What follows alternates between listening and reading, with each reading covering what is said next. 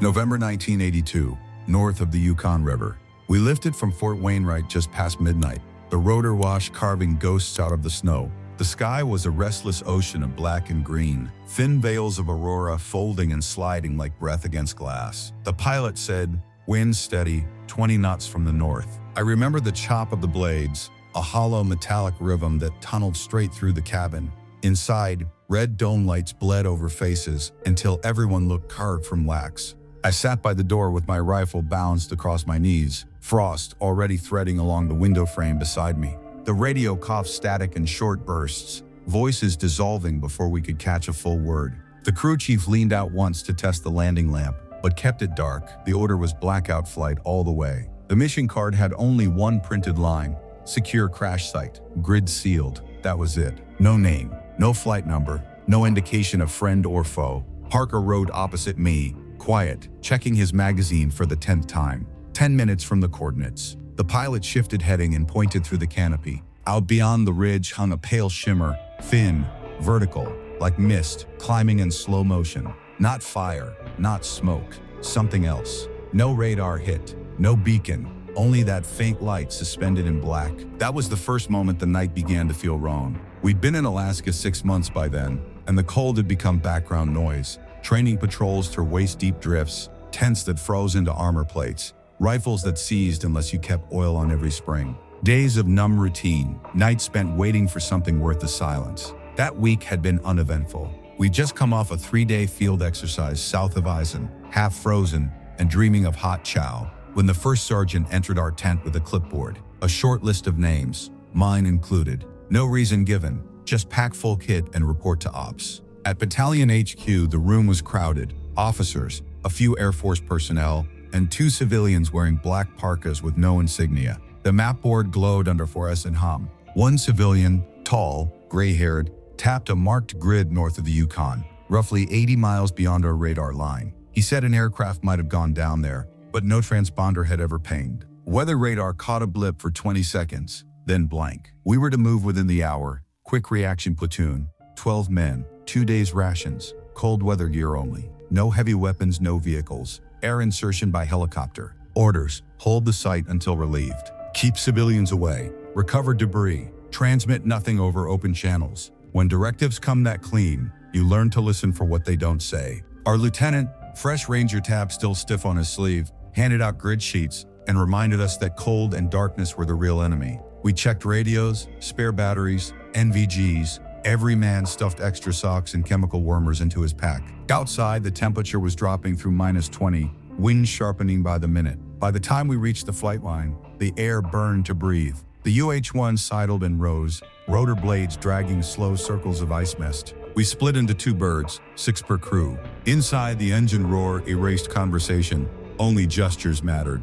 As the hangar lights sank below us, I felt that weightless pause before the mission truly begins. The moment when training turns into whatever waits beyond the next ridge. The pilot's voice crackled over intercom. Low flight, stay under the weather cap. ETA 50 minutes. Expect patchy comms north of the river, terrain shadow and possible magnetic flux. That phrase stuck with me. Magnetic flux meant the sky itself was restless. Solar interference can make a compass spin like it's drunk, and radios become ghosts of their own signals. Outside, the aurora deepened into violet streaks, moving slow but alive. It looked peaceful, but the instrument panel flickered faintly every few seconds. The crew chief mentioned that Clear Air Force Station had cycled its radar network. In this fact, Walter was already disappearing, and nothing was fine. The sound of the street was carried out, and the radar bank was moving down the road. Open microscopic, nothing ran fast. If anything entered or called something, it would be new. No system would have turned on time to face it.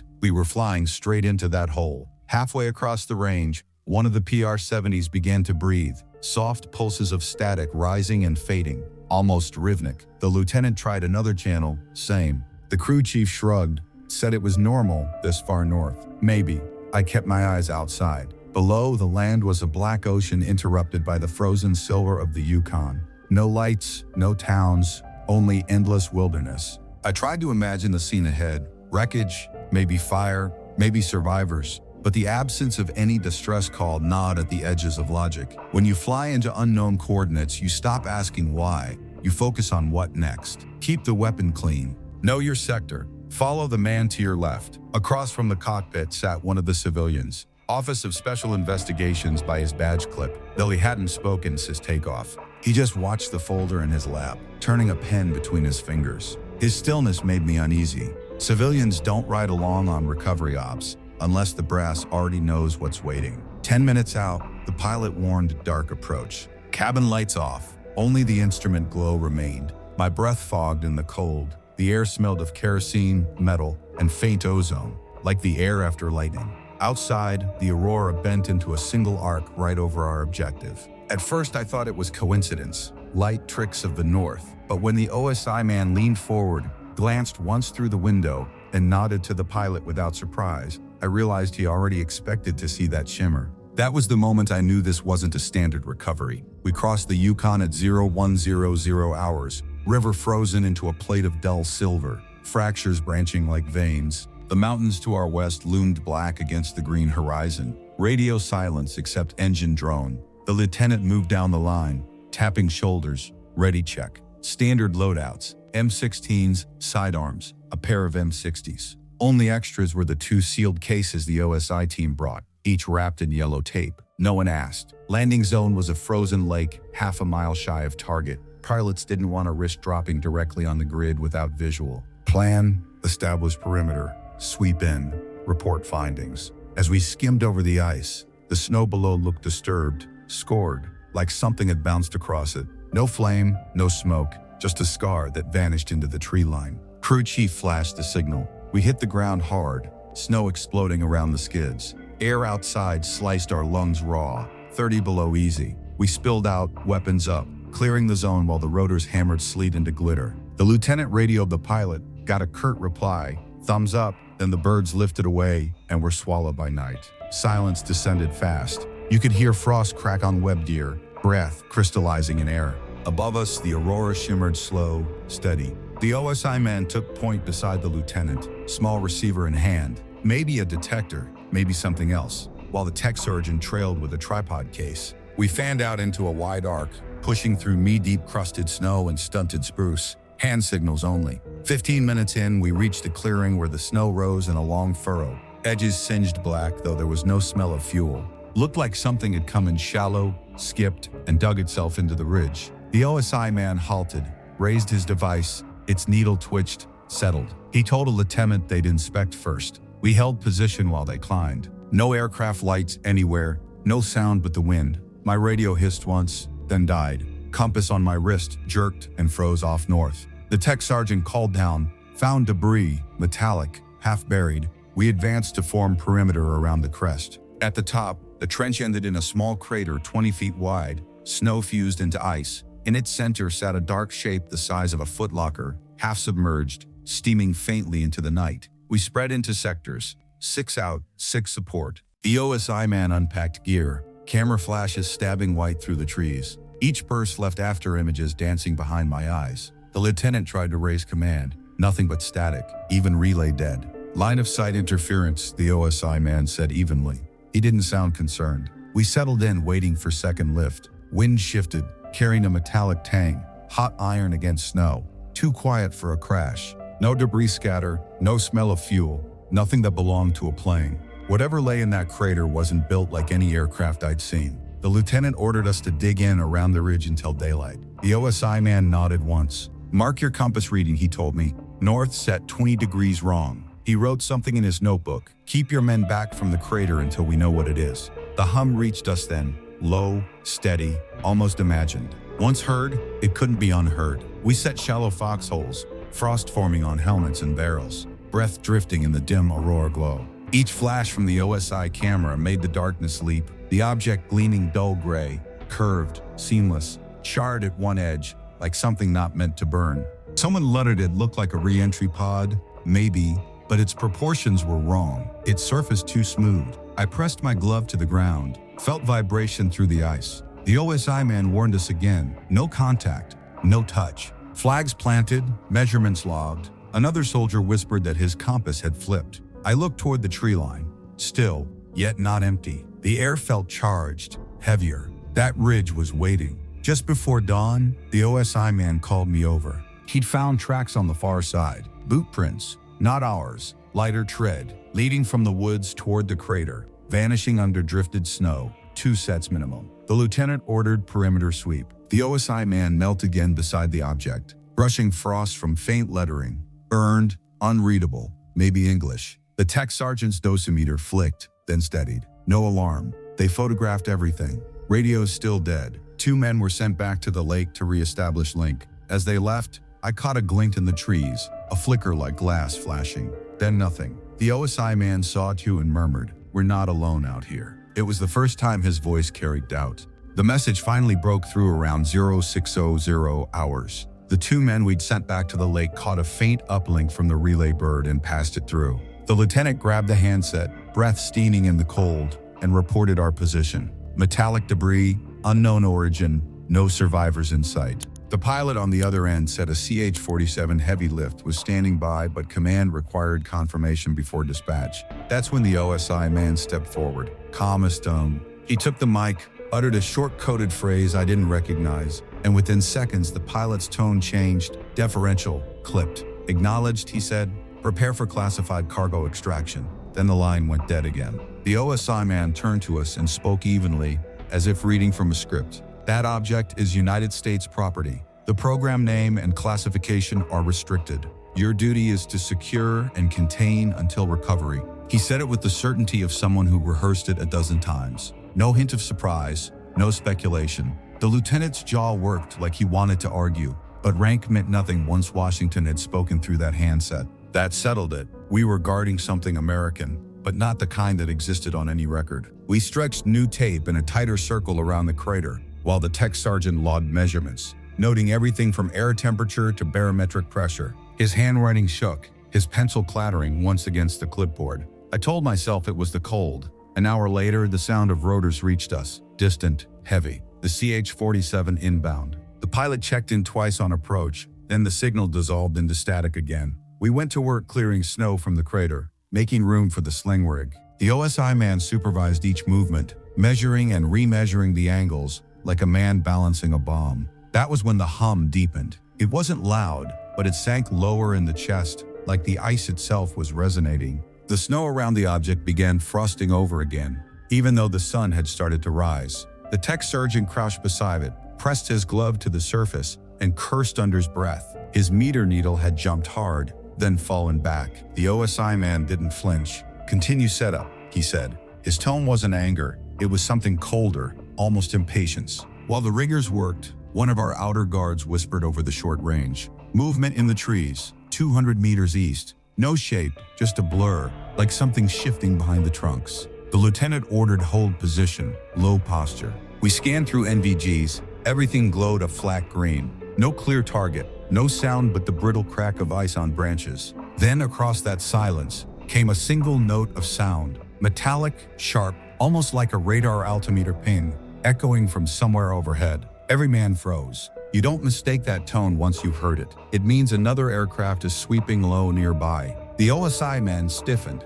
eyes up toward the sky, lips parted slightly. "That isn't ours," he said. The wind gusted once through the trees, and then something passed above us. A shadow against the gray, triangular and fast. No lights, no rotor noise, just a pressure wave that pushed snow from the branches. Gone in seconds. The OSI man lunged for the radio, got nothing but dead hiss. "Hold perimeter," he ordered. "Possible interference." The word interference didn't mean static. We all knew he meant personnel. We tightened formation, rifles leveled toward the tree line. Nobody spoke. The wind picked up again, carrying that metallic tang that now tasted like blood on the tongue. By the time the heavy lift came into sight, the air was boiling with snow. The pilot's voice broke through the static, steady but strained, fighting crosswinds to line up over the ridge. The OSI man popped a red lens strobe, flashing it through his glove to mark the landing zone without betraying position. The Chinook silhouette dropped out of the clouds, rotors hammering the world into a white storm.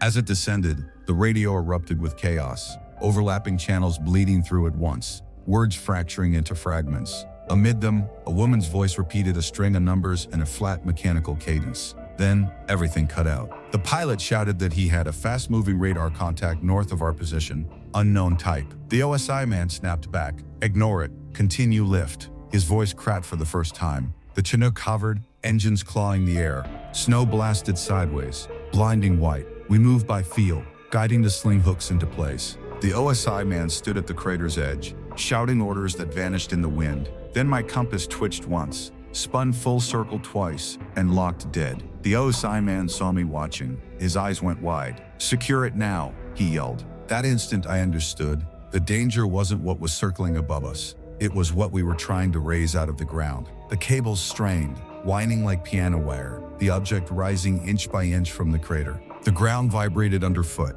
I saw snow rippling like disturbed water, spreading outward in rings. The helicopter bucked in the gusts. The pilot fought to steady the load. The tech sergeant and two others grabbed the guide rope, hauling it straight. The friction burned through gloves, smoke rising from the fabric. Then lightning, or something like it, flashed in the low clouds. A single burst of white, gone instantly, but it lit the whole valley. The OSI man looked up, face gone colorless. "Something's tracking us," he said. The pilot came through again, voice sharp with panic. "Contact at 1 o'clock high, no transponder, closing fast," and then pure static. The OSI man yelled into his headset, "Release the load." The lieutenant hesitated, dropping it might crush us. Before he could decide, the object swung wide, slammed against the crater's rim, and a shower of sparks fanned out, silent, brilliant, like frozen lightning. For a moment, everything was washed clean white. Then the hum cut off. The silence was heavier than the wind. The Chinook stabilized,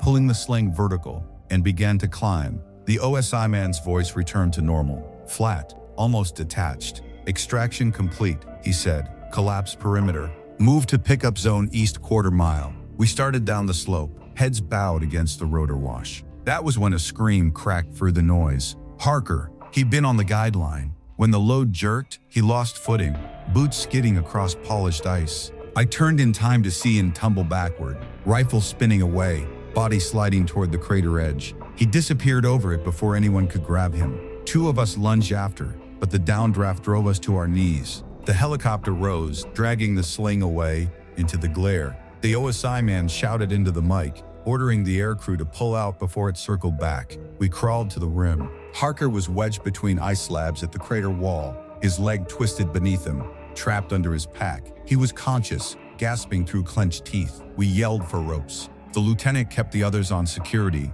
The OSI man stayed back, still talking to command, eyes locked on the sky. The air vibrated faintly even though the hum had stopped, like an aftershock through the snow. My ears rang, a high tone that wouldn't quit. We dropped 2 lines, went down, and hauled Harker free. His face was white, lips blue. He said his knee was gone, and maybe his ribs. We cut his pack loose and hauled him up, inch by inch. Overhead, the Chinook was already turning south with its cargo, fading into haze. The OSI man tracked it through binoculars, silent. Once we reached the ridge, Harker's right glove was missing, his bare hand already gray from cold, skin starting to crystallize. He tried to make a joke about earning his Arctic badge. No one laughed. We formed up for the extraction march east. The radio came back alive briefly, voices fractured by static. The Chinook pilot reported turbulence and a visual on another aircraft pacing them. No lights, no markings, just a shadow. His voice cut off mid-sentence.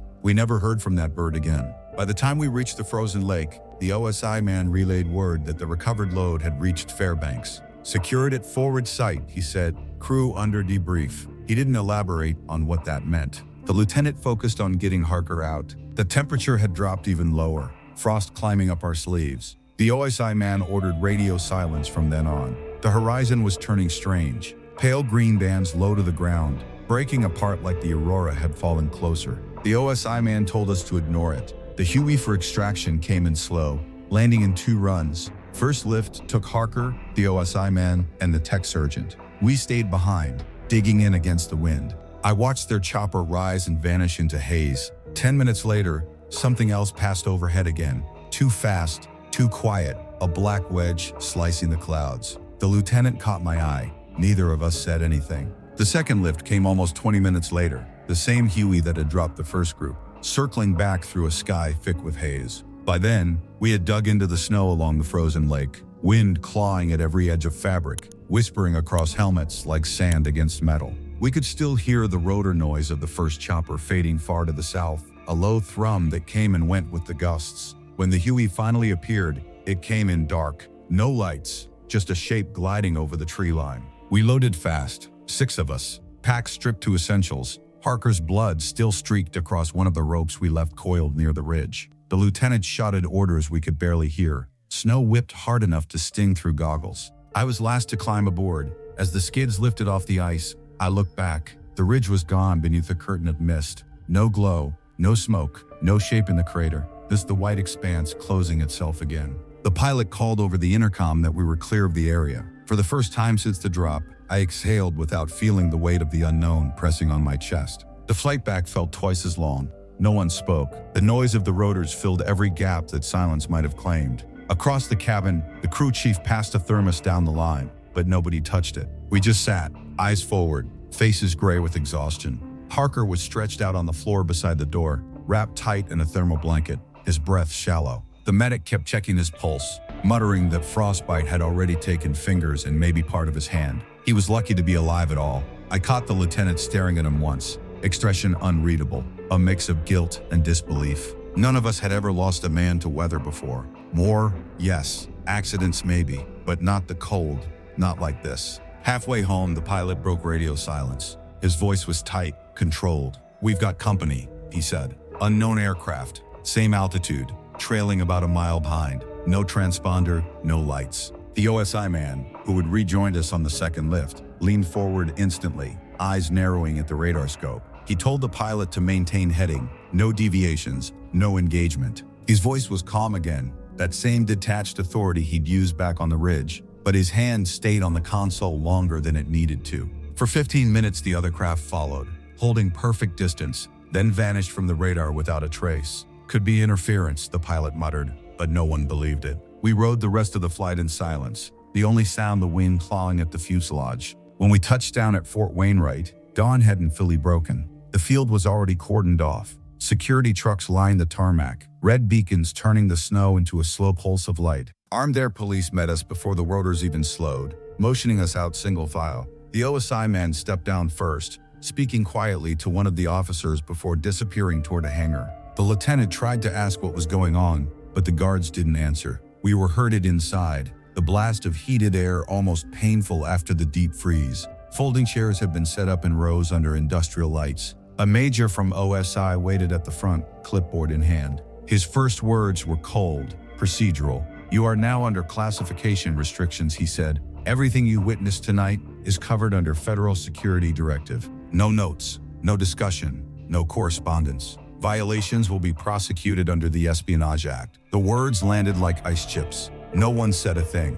They separated us into smaller rooms for questioning. Each of us got the same form: time of contact, terrain description, object description. The questions were exact, mechanical, written like they already knew the answers. We each said the same: small metallic object. No sound, no fire, no visible propulsion. Secured as instructed. Nothing else. After my debrief, they moved me to a holding room with a coffee urn and 2 MPs at the door. Through the observation window, I saw the OSI man talking to 2 officers. His face was calm again, exhausted but satisfied. The tech sergeant stood nearby, still holding that same clipboard, scribbling notes that nobody would ever see. A few hours later, the major came back. He thanked us for our cooperation and handed out printed non-disclosure orders, stamped in red. We signed without a word. By noon, the snow had stopped falling outside. The air was clear, razor cold. The lieutenant came to the barracks and said quietly, "This never happened, not to us." That was all. No mission summary, no after-action report. The unit board listed only cold weather training, north of Yukon sector. Nothing about a crash site. The equipment inspection followed 2 days later. Our platoon camera was missing. The OSI team left base the same morning. Parker remained in the hospital wing. They said he'd lost 2 fingers and part of his lower leg. When I visited, he barely spoke. He said he remembered hearing something before we reached him, a low rumble under the ice, like an engine idling far beneath the surface, then darkness. After that, everything folded back into routine. We resumed cold weather patrols, same drills, same frozen silence, but nothing felt normal. Every time we flew north, I found myself staring down at that white expanse, trying to pick out the ridge. It was never there. Just blank tundra and frozen lakes. Still, the memory stuck like frostbite beneath the skin. The way the compass spun, The snow rippled, the hum pressing against the soles of your boots. We all felt it. None of us spoke about it. It became a kind of silent understanding, the thing you didn't name because naming it made it real again. Weeks later, a technician from OSI showed up unannounced, clipboard in hand. He asked if anyone had experienced unusual side effects. No context, no explanation. We all said no. He nodded, checked a box, and left. That was the last time anyone from their office visited. The file was sealed, the object gone, the story erased. Only the silence remained. Every now and then, on training flights over the river, I'd glance toward that part of the horizon. The compass needle always twitched just once, and even though the sky was clear, I'd swear I could still hear that faint hum vibrating through the cold, steady, patient waiting. The days that followed blurred together in a monotone rhythm of debriefs and denial. The weather turned rough, grounding most flights, and we were kept inside the perimeter like men under silent arrest. No leave, no outside calls, no word from command except that our mission had been logged as a training recovery drill.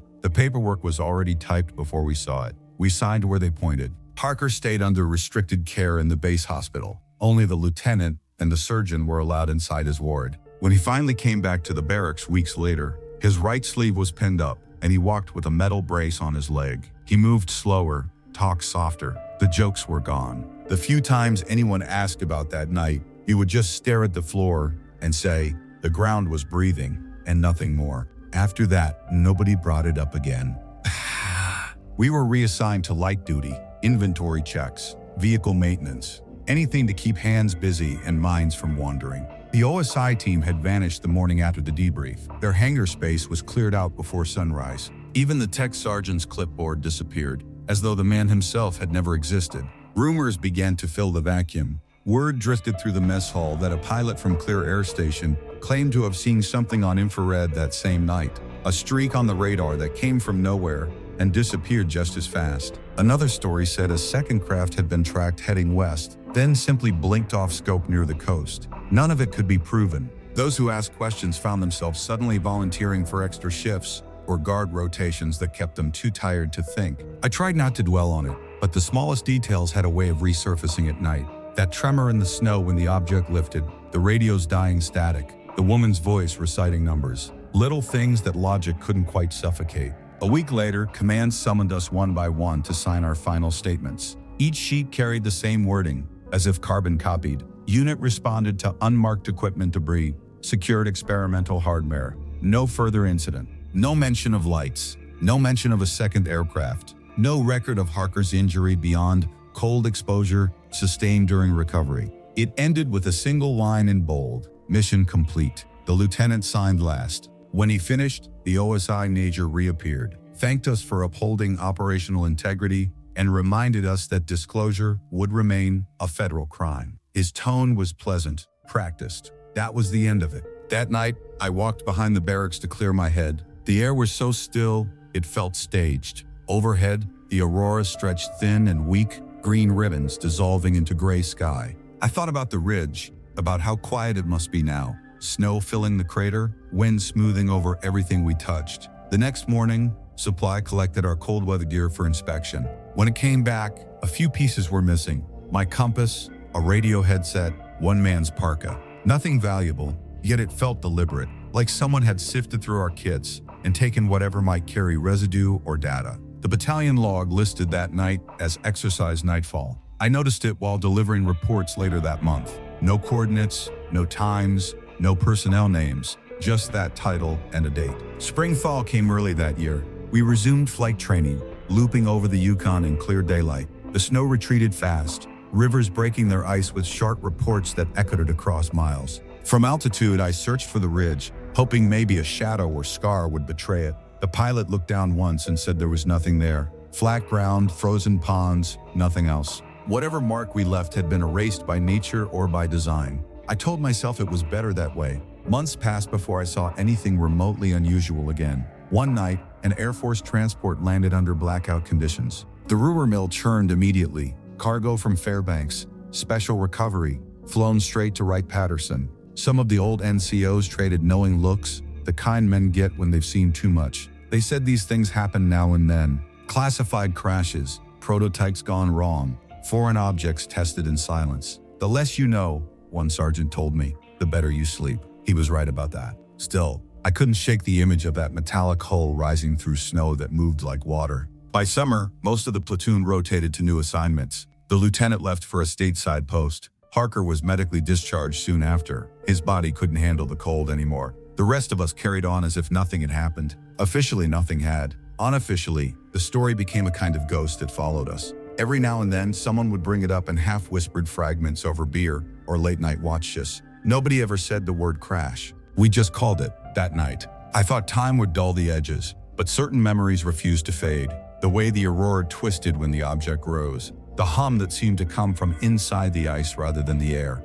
The compass needles spinning, as if the earth itself had shifted under us. The OSI man's face when he first saw that shimmer over the ridge, like a man finally finding what he'd been waiting years to catch. It wasn't discovery, it was recognition. That realization haunted me more than anything else. Whatever we recovered, he had seen it before. As months turned into years, the details of that mission slipped deeper into the classified fog that swallows Cold War secrets. I heard rumors about Arctic test flights and black-budget projects designed to study atmospheric anomalies. Some said we'd stumbled on a prototype re-entry body. Others whispered about materials that shouldn't exist on this planet. I stopped chasing theories when I realized none of them fit. The truth, whatever it was, had been buried with surgical precision. Only one thing remained certain: the feeling beneath our boots when that object moved, the way the earth flexed as if it were alive. That wasn't technology. That was something else. Something older maybe, or something we weren't ready to understand. On quiet nights,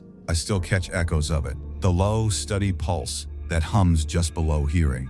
It isn't imagination, it's memory vibrating through bone. The others feel it too, I'm sure of it, even if they never admit it. When we cross paths, reunions, funerals, old duty calls, we never say a word about that ridge. We just nod. There's a recognition in our silence, a mutual acknowledgement of what we carried home. Not fear, not pride, just the weight of knowing we were part of something meant to stay hidden. 3 weeks after the operation, the lieutenant called me into his office. The window was half fogged from the heat inside, the air thick with the smell of coffee gone stale. He looked tired, older than he had in the field. His uniform jacket folded neatly on the chair beside him. On the desk lay a thin brown folder stamped After Action Review. He asked me to read my section, check for errors, then sign. I flipped through it slowly, each page a sterile rewrite of the night we'd lived through. The language was perfect, clinical. Flight departed 0100, perimeter established, object recovered, personal accounted for. There was no mention of the hum, the compass deviations, the second aircraft, or the man who almost died beneath the ice. Every detail that didn't fit regulation had been trimmed away like dead flesh. When I finished, he said quietly, "This is the only record that will ever exist. Understand?" I nodded. He didn't look at me again, just signed his copy and handed my clerk waiting by the door. That was the last time we spoke of it. A few months later, my reassignment orders came through. New training unit, southbound. One by one, the others were scattered to different bases. By spring, the platoon was gone, replaced by new recruits who had no idea what had once happened in that frozen valley. Harker had already been discharged, shipped home with a pension and a letter of commendation that said nothing about why. He left Alaska before the thaw. I never saw him again, though a letter from an old teammate reached me later, saying Harker was living quietly in Idaho, spending most days near the woods, talking to no one. I told myself distance would dull the memory, but it didn't. If anything, time made it sharper, like metal that grows colder the longer you hold it. Every so often, pieces of news would drag the past back into focus. Reports of untracked objects over the Arctic, strange recovery flights under Joint Command, projects canceled without explanation. Each one sounded like an echo of our mission, details rearranged but rhythm the same. I stopped trying to make sense of it. Some truths were designed to dissolve once spoken. Still, one question never left me: why the OSI man had looked so calm, so certain, from the start. He hadn't been surprised by anything that night, not even the shimmer over the ridge or the magnetic storm. He knew exactly what we were flying toward. In 1985, I ran into an Air Force crew chief at a bar near Elmendorf. He'd been stationed at Pleer Air Station during that winter. When I mentioned the date of our mission, he gave me a strange look and said, "That was the night the radar went blind. Every screen went white for 3 minutes." He didn't elaborate, just took a slow drink and changed the subject. But that single sentence stuck deeper than all the classified files and half answers I'd ever seen. Whatever dropped out of that sky had silenced the network built to see everything. Something strong enough, or deliberate enough, to vanish on command. The Army never referenced that night again. Our mission logs listed routine cold weather operations, nothing more. The OSI team left no trail. Even their vehicle numbers were erased from base records. The object we lifted never appeared in any inventory or declassified archive. For a while, I tried to believe it had been a prototype, a re-entry test gone wrong. That prototypes leave paperwork, requisitions, budgets. This left nothing. The absence itself became the answer. Years passed. I adjusted to new posts, new routines, but that hum under the ice followed me like tinnitus in the bones. I could still feel the vibration through my boots, the way it stopped the second the object broke free of the ground. Sometimes it came back in dreams, the ridge under green light, snow spiraling upward, the object rising weightless and silent, while the sky folded around it. I'd wake with the taste of metal in my mouth and the sense that something unfinished was still waiting up there, frozen under miles of silence. I heard later that one of the helicopters used that night was decommissioned within the year. No explanation listed, only equipment fatigue. The pilot transferred stateside soon after. No one mentioned him again. I left the Army not long after that, but the habit stayed. Every time I stepped outdoors, I checked my compass. Old reflex, maybe superstition. Every once in a while, on nights when the sky shimmered green, the needle would twitch, just once, then settle. And I'd remember the way it pointed that night, 20 degrees off, as if the world had shifted on its axis for a moment, then quietly returned to pretending nothing had happened. I learned to stop chasing answers. Some doors close for a reason. Whatever fell in that valley wasn't meant for soldiers like us to understand. We were there to secure, not to know. Even now when I tell this story, I keep the same tone we used in the field. Steady, factual, stripped of speculation, because the facts are enough. A night in Alaska, a crash that wasn't on radar, an object that hummed through solid ice, a man who nearly froze to death, a file sealed before dawn. Everything else stayed buried where it landed. It's been more than 40 years since that night, yet I can still see it clear, as if the cold never thawed from my bones. The flicker of the aurora, the sound of rotors fading, the silence that came after. We were young men, trained to face anything that breathed, but what we met out there didn't belong to any war. It was the kind of silence that changes a man, a silence that looks back at you. People sometimes ask if I ever found out what it was, what we hauled from that crater. I didn't. None of us did. Every file I tracked later ended at the same blank line, classified material removed. Maybe that was the truth. Maybe it was safer that way. Some things are better left where they fell. Still, part of now we have an awful letter to the ISS Juan. Letter said, I can't be the woman. I share it with the ISS that loves me. I can't speak out of the I. I share it, and no one can speak. I can't speak out. What will be the woman? We were pawns on a board built from secrets, sent to recover something no one would ever name. I can't even say I blame them. The Cold War made shadows a kind of currency, and we were just the ones ordered to guard them. But sometimes, late at night, I think about Harker, about the look in his eyes when we dragged him out of that hole, his breath hitching, his glove gone, his hand already gray from frostbite. He gave more than anyone that night, and no one outside our unit ever knew. The report said injury during training operation, nothing about the crater or the hum beneath the ice, or how his body shook when that sound stopped. He deserved a line somewhere that said he was hurt during his duty, not because of some lie buried under the snow. I kept that to myself for decades, because that's what we were told to do. Orders were orders, and silence was survival. But time has its own kind of clearance level. It erases names, dulls the edges of fear, and leaves only the need to put things in order before they disappear completely. Maybe that's why I'm telling it now.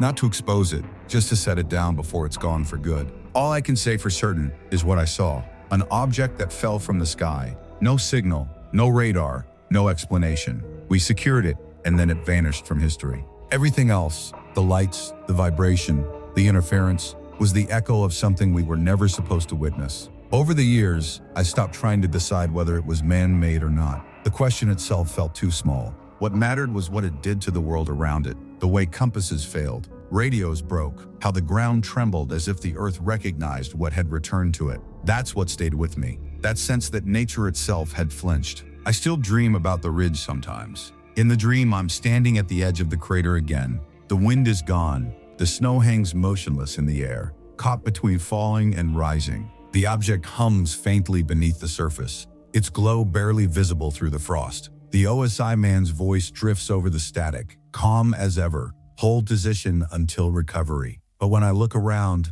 the others are gone. Only the sound remains, low and steady, like a heartbeat pulsing through the frozen earth. That's when I wake, and for a moment the room is too still, as if the dream hasn't quite let go. After I left the army, I tried to build a normal life. Civilian work, family, noise, things meant to drown out the past. But the memory never faded. Whenever the Northern Lights appeared on the news, I'd feel the same chill run through my chest. Sometimes driving at night, a faint buzz from the radio would make me glance at the compass on the dashboard, half expecting it to twist off north again. It never did. Still, the reflex stayed. Once, during a trip up through Canada, I stopped at a rest area where the sky was a wash of green and white. The air was so still, it felt alive. I took out an old field compass I'd kept since those days. The needle held steady at first, then wavered once. Barely noticeable, but enough. I slipped it back into my pocket and didn't check it again. In time, I accepted that whatever we recovered that night was meant to remain unknown.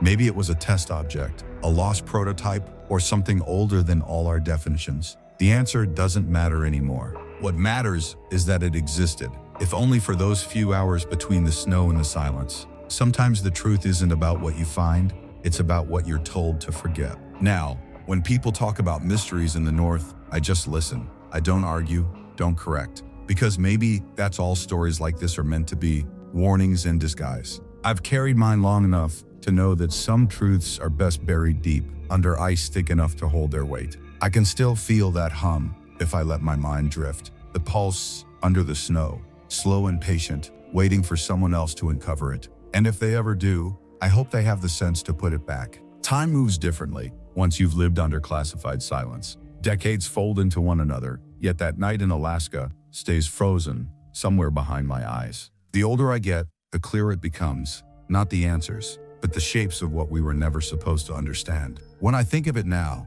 it isn't the crash or the crater that haunts me. It's the stillness after, the way the world seemed to hold its breath. Even now, when the wind rattles my windows in winter, I sometimes catch that same rhythm, the low vibration that used to hum through the ice. I'll stop whatever I'm doing and listen, half expecting to hear the static creep back in. Nothing ever comes, but the silence feels alive again, like it's waiting for something I can't name. I tried to forget. I tried to believe it was just another classified recovery gone wrong, a story buried under layers of Cold War paranoia. But memory doesn't take orders. It waits for quiet moments to return, bringing details I didn't know I'd kept. The color of frost when the light hit it, the way the OSI man's breath fogged once before he spoke, the sound of the rope burning through my gloves when we pulled Harker free.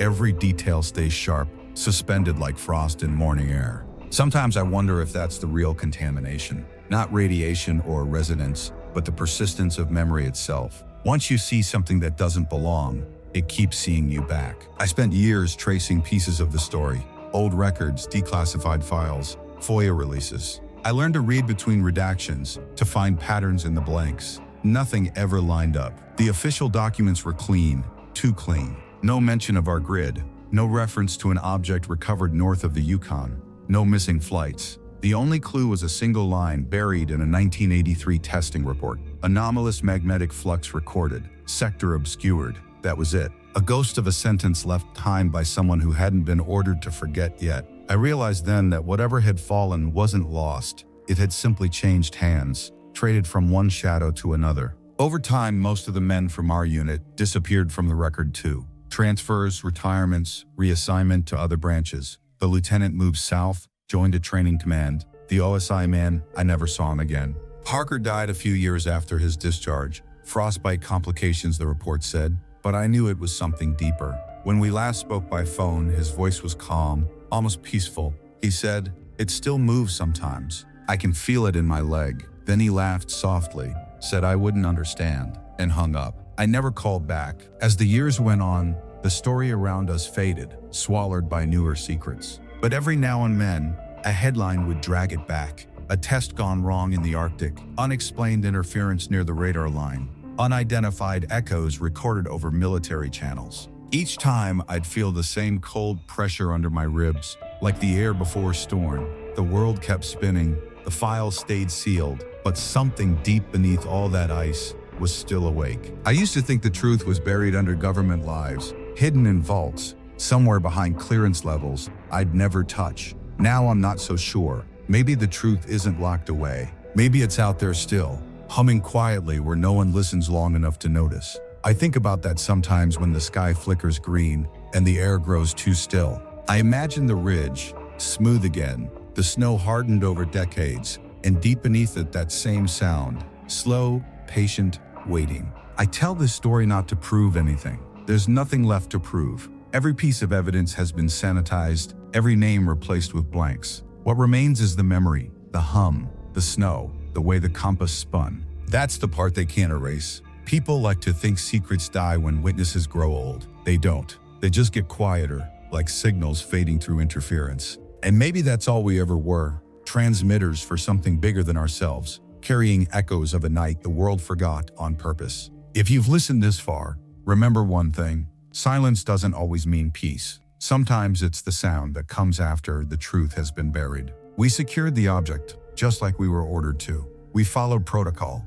and still, none of us walked away unchanged. There's a part of me that never left that ridge, the part that felt the ground move when it wasn't supposed to. Maybe that's what they really wanted to contain. Not the object itself, but the memory of what it made us feel. The rest, I leave to the snow. It always knew how to hide things better than we did.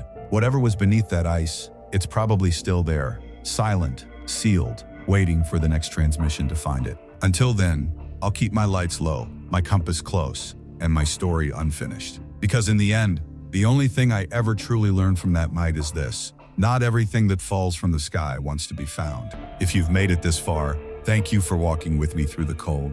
These stories, real or not, live in the space between what we saw and what we were told to forget. The ground still holds its secrets, and somewhere under the snow, something hums back. If you want to hear more declassified encounters like this, stories of soldiers, lost transmissions, and things that were never meant to surface, hit subscribe, turn on the bell, and join me again for the next operation. Until then, keep your lights low and your compass steady. This is Captain Rebel, signing off.